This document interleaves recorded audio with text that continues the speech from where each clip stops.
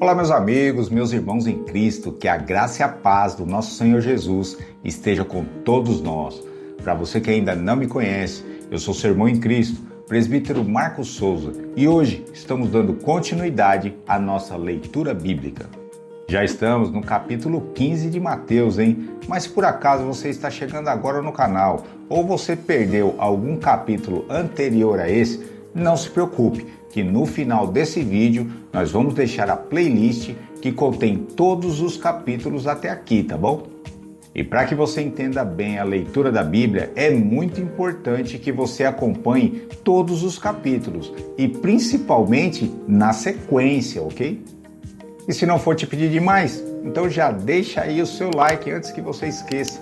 Se inscreve também no nosso canal se você não é inscrito. Não esqueça de ativar o sininho de notificação para quando sair vídeo novo você é o primeiro a ser notificado. E principalmente, compartilhe esse vídeo com pelo menos mais uma pessoa. Você não tem ideia de como isso nos ajuda.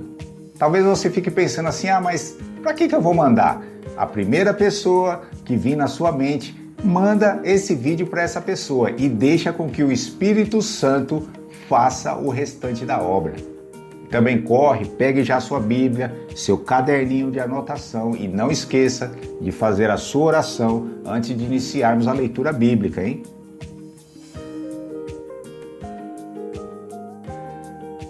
É isso aí, bora lá para mais um capítulo para a glória de Deus. Vem comigo. Mateus capítulo 15. Então chegaram ao pé de Jesus uns escribas e fariseus de Jerusalém, dizendo: Por que transgridem os seus discípulos a tradição dos anciãos? Pois não lavam as mãos quando comem pão. Ele, porém, respondendo, disse-lhe: Por que transgredis vós também o mandamento de Deus pela vossa tradição? Porque Deus ordenou, dizendo: Honra teu pai e a tua mãe, e quem maldisser ao pai ou à mãe, que morra de morte. Mas vós dizeis: Qualquer que disser ao pai ou à mãe, é oferta ao Senhor, o que poderias aproveitar de mim? Esse não precisa honrar nem a seu pai, nem a sua mãe. É assim invalidaste pela vossa tradição o mandamento de Deus.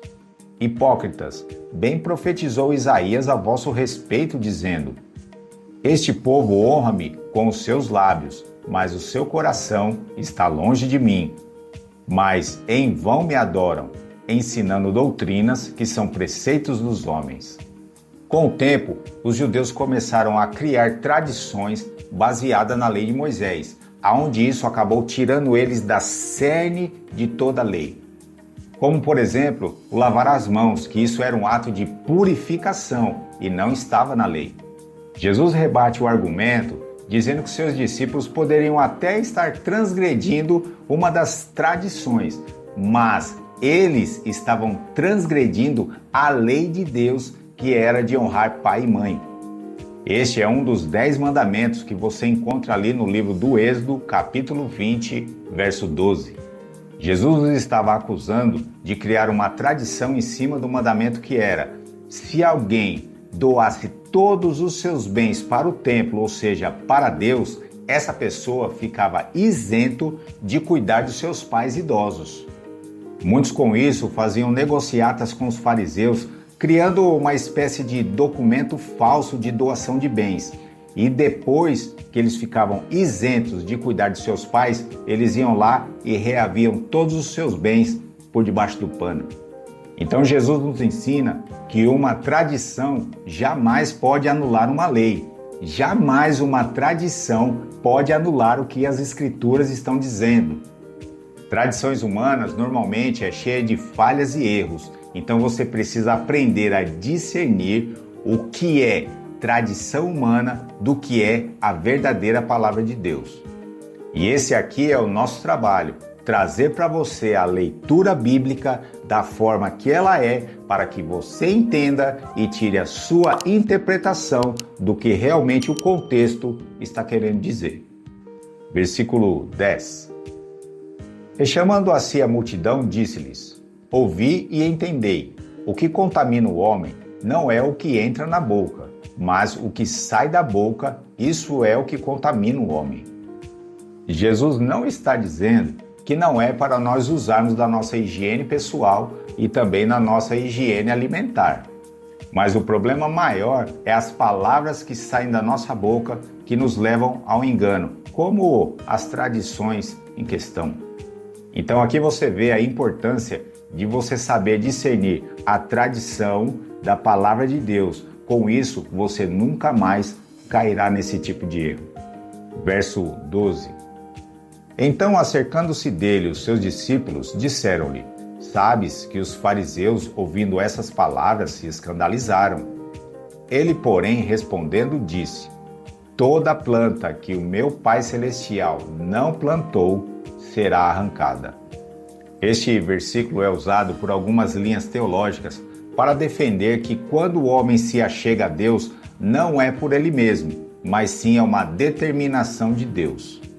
Pois há aqueles que Deus plantou, já outros não, tirando o livre-arbítrio do homem o direito de escolher a Deus. E aí, o que você acha disso? Vai anotando tudo aí, hein? Verso 14. Deixai-os, são condutores cegos. Ora, se um cego guiar outro cego, ambos cairão na cova. E Pedro, tomando a palavra, disse-lhe: Explica-nos essa parábola. Jesus, porém, disse: Até vós mesmos estáis ainda sem entender? Ainda não compreendeis que tudo que entra pela boca desce para o ventre e é lançado fora? Mas o que sai da boca procede do coração, e isso contamina o homem. Porque do coração procedem os maus pensamentos, mortes, adultério, prostituição, furtos, falso testemunho e blasfêmias. São essas coisas que contaminam o homem, mas o comer sem lavar as mãos, isso não contamina o homem.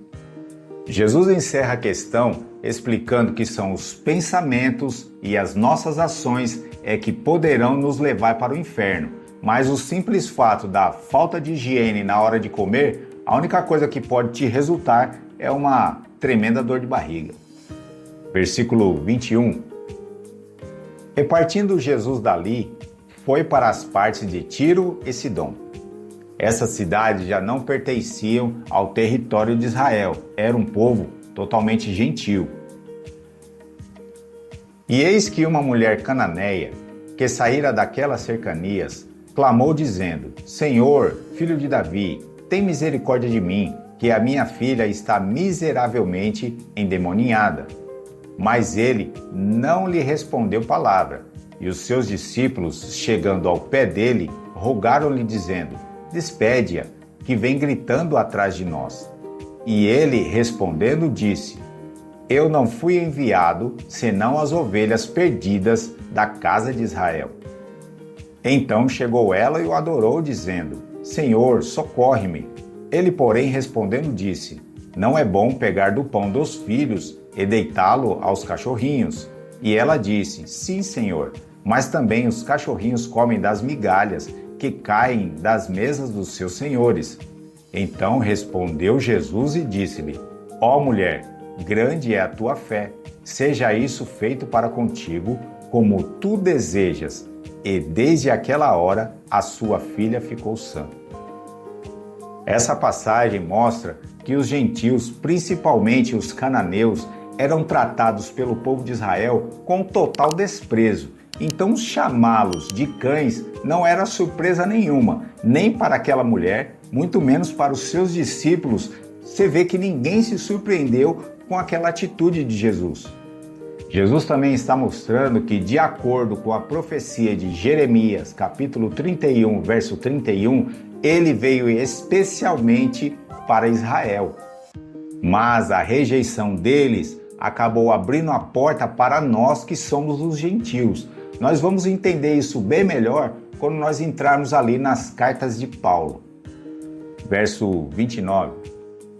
Partindo Jesus dali, chegou ao pé do mar da Galileia e, subindo a um monte, assentou-se lá. E veio ter com ele muito povo, que trazia coxos, cegos, mudos, aleijados e outros muitos, e os puseram aos pés de Jesus, e ele os sarou. de tal sorte que a multidão se maravilhou vendo os mudos a falar, os aleijados sãos, os coxos a andar e os cegos a ver, e glorificava o Deus de Israel. E Jesus, chamando os seus discípulos, disse: Tenho compaixão da multidão, porque já está comigo há 3 dias e não tenho o que comer, e não quero despedi-la em jejum, para que não desfaleça no caminho. E os seus discípulos disseram-lhe: De onde nos virá num deserto tantos pães para saciar tal multidão? E Jesus disse-lhes: Quantos pães tendes? E eles disseram: 7 e uns poucos peixinhos.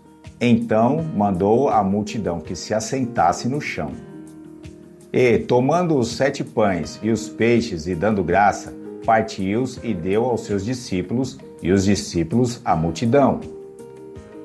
E todos comeram e se saciaram, e levantaram do que sobrejou 7 cestos cheios de pedaços. Ora, os que tinham comido eram 4.000 homens, além de mulheres e crianças. E tendo despedido a multidão, entrou no barco e dirigiu-se ao território de Magdala. Esta foi a segunda multiplicação dos pães, mas você consegue notar que os discípulos ainda não tinham dúvidas do que Jesus era capaz de fazer? Um outro fator importante também é que a cidade de Magdala pertencia ao território de Israel. Provavelmente seria a cidade em que nasceu Maria Madalena. É isso aí, meus irmãos. Terminamos mais um capítulo para a glória de Deus e eu quero te agradecer por você ter ficado conosco até aqui. Queremos muito que esse canal seja um canal de bênçãos na sua vida e que o conhecimento do Espírito Santo transborde na sua vida de uma maneira tal que você possa ensinar outras pessoas. E aí, me fala também o que você está achando da nossa leitura, se você agora está entendendo aquilo que você não entendia antes. Deixa aí nos comentários. E lembre-se, hein, se você também tiver com alguma dúvida, pode deixar nos comentários que a gente vai responder, ok? Também deixa aí aquele like se você está gostando, se inscreve no nosso canal, não esquece de ativar o sininho de notificação para você não perder nenhum conteúdo que a gente está postando. E comprometido, eu vou deixar para você agora a playlist que compõe todos os capítulos até aqui. A playlist é essa que está aparecendo aqui, ó. E desse lado aqui, ó, é o capítulo anterior a esse. Tá combinado? Então fique com Deus, um forte abraço e te espero aí no próximo capítulo.